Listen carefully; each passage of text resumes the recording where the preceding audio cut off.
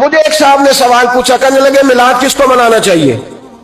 میں نے کہا اس بیٹی کو منانا چاہیے میلاد جو زندہ ہوتی تھی تو دفن کر دیا جاتا تھا، پر میرے رسول نے فرمایا اب جو بیٹی پالے گا نا میں اس کا بازو پکڑ کے جنت میں ساتھ لے کے جاؤں گا۔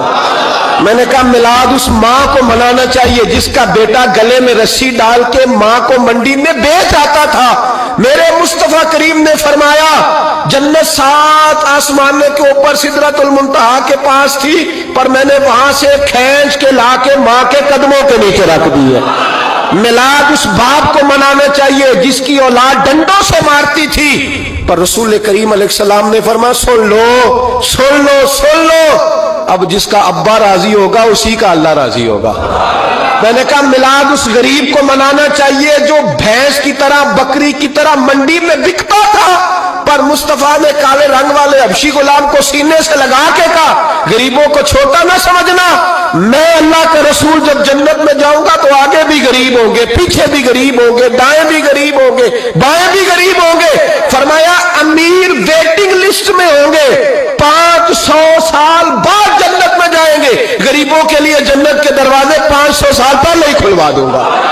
اسے منانا چاہیے، میلاد منانا چاہیے۔ اور میں نے کہا مولوی سن تجھے پوچھتا کوئی نہ، تیرا ذکر کوئی نہ کرتا، لیکن تو ممبر پہ بیٹھا ہے، تو محمد عربی کے نام کا کھا رہا ہے، تو علی کے نام کا کھا رہا ہے، تو عمر عثمان اور ابو بکر کے نام کا کھا رہا ہے، تو اسنین کا صدقہ کھا رہا ہے۔ تجھے نہ تیری کبھی کسی نے برادری پوچھی، نہ کبھی تیرا کسی نے ایڈریس پوچھا، نہ کبھی کسی نے تیری سند پوچھی۔ لوگ تیرے نعرے لگاتے ہیں، لوگ تیرے ہاتھ چومتے ہیں، پھر مان جا کہ تجھے صبح بھی میلاد منانا ہے، شام بھی میلاد منانا ہے، اور تجھے یہ کہنا چاہیے خس خس جنہ قدر نہیں میرا ایتے صاحب نو وڈیائیاں میں گلیاں دا روڑا کوڑا، ایتے محل چڑھایا سائیاں، تیرا کام تھا تیری آنکھیں بھیگی رہتی۔ اور اس بوڑھے کو بھی میلاد منانا چاہیے جس کے بارے میں میرے نبی پاک نے فرمایا سفید داڑھی والے کی جس نے عزت کی اس نے تو رب کی عزت کی، اس نے تو رب کی عزت کی میرے بھائی۔ اس مزدور کو بھی میلاد منانا چاہیے جس کے بارے میں نبی پاک نے فرمایا جو اپنے ہاتھوں پہ چھالے ڈال کے مزدوری کرتا ہے میں نے تو اسے رب کریم کا دوست بنا دیا ہے۔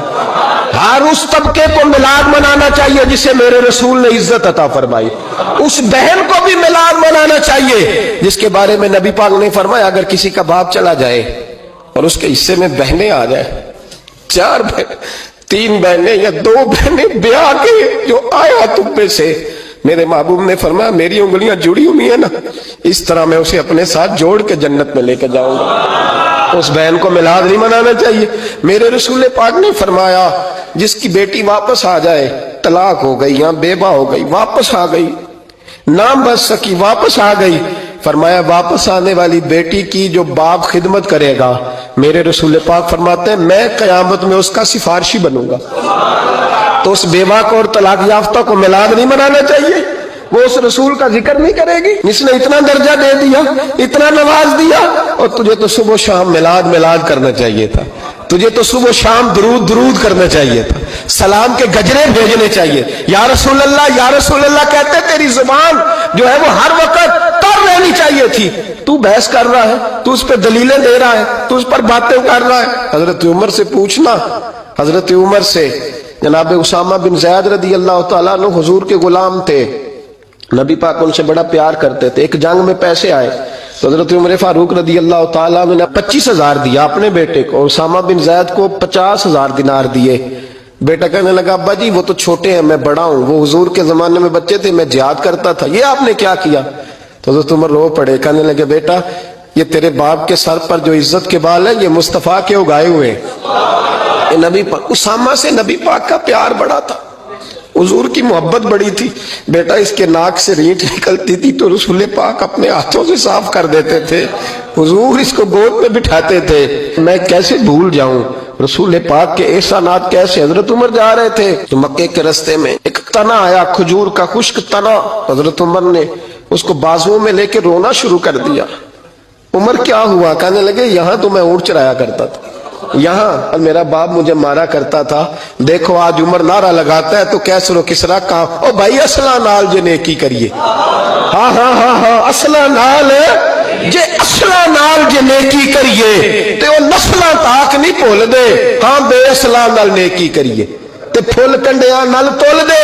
और सुन, तेरी दुनिया भी हुजूर के सदके बनी और तेरी कब्र में भी कोई साथ नहीं जाएगा, कोई साथ नहीं जाएगा।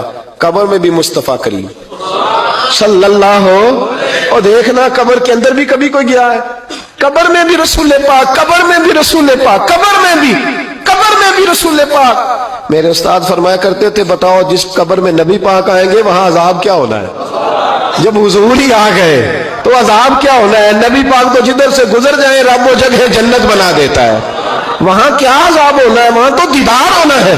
तेरी कब्र में भी नबी पाक। और हुजूर ने फरमाया मिजान अमल पे अमल तुलेंगे तो फिर भी मैं तुम्हारे पास हूंगा। हुजूर अलैहिस्सलाम ने फरमाया पुल सिरात से गुजरोगे तो फिर भी मैं तुम्हारे पास हूंगा। और मेरे रसूल पाक अलैहिस्सलाम ने फरमाया जब तुम जन्नत में जाने लगोगे तो फिर भी मैं तुम्हारे। तू बता, तेरे रसूल तो हर वक्त तेरे साथ है, तू कब कब नबी पाक के साथ होता है? तू बताना, तू कब कब नबी पाक के साथ? मैं छोटे जलसे का कायल हूं, लंबी महफिल में गुजारिश करता हूं दोस्तों से कि लंबा जलसा ना करो। लेकिन एक जगह पे मैं गया तो एक बड़े पढ़े लिखे आदमी ने मुझे कहा मौलाना इनको समझाएं, आधी रात तक बिठाए रहते हैं, इनको समझाएं। मैंने कहा मैं समझाऊंगा पर आप भी जरा अपना लबो लहजा थोड़ा धीमा करें। तू तो पूरी रात नहीं नबी पाक के लिए जागा और मेरे रसूल तो सारी हयात तेरे लिए जागते रहे, सारी सारी रात महबूब ने। क्या कहते हैं बरेली के इमाम आला हज़रत फरमाते हैं उनकी महक ने दिल के गुंचे खिला दिए, वो जिस राह चल दिए हैं कूचे बसा दिए हैं, मेरे करीम से गर कतरा किसी ने मांगा दरिया बहा दिए, दुर्दे बहा दिए हैं। और अल्लाह क्या जहन्नुम अब भी न सर्द होगा? अल्लाह क्या जहन्नुम अब भी न सर्द होगा?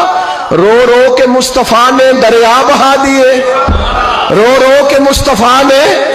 और फिर कहने लगे रो रो के मुस्तफा ने उनके निसार कोई कैसे ही रंज में हो, जब याद आ गए हैं सब गम भुला दिए, जब याद आ गए हैं सब गम। इसीलिए तो हम कहते हैं मिलाद खोल के मनाओ। रसूल पाक का मिलाद बहाने करते हैं, बहाने वो करता है जिसने काम नहीं करना होता, जिसने करना होता है वो बहाने। आला हजरत ने जो प्रोग्राम दिया वो बड़ा लंबा चौड़ा है, कब तक का तुझे क्या बताया? आला हजरत फरमा गए हश्र तक डालेंगे हम, हश्र तक डालेंगे हम पैदाइश मौला की धूम, और मिस्ले फारिस नजद के किले गिराते जाएंगे और खाक हो जाए अदूब जल कर, मगर हम तो रजा दम में जब तक दम है जिक्र उनका सुनाते जाएंगे।